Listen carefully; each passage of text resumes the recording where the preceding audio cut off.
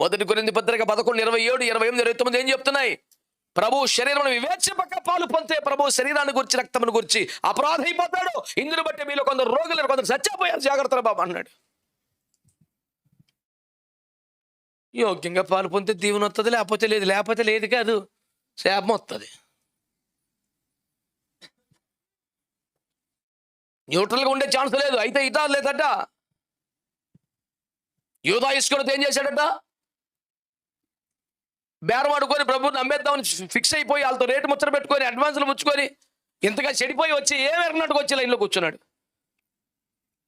ఆ ముక్క పుచ్చుకొనగానే సాతాను వానిలో ప్రవేశించాను.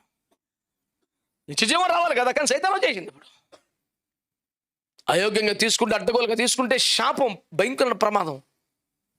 ఎంతమంది ప్రార్థన చేసినా, ఎన్ని మందులు మన రోగాలు తగ్గపోవటం కారణం బహుశా ఏమో చూడండి ఒకసారి. నీ పరిశుద్ధ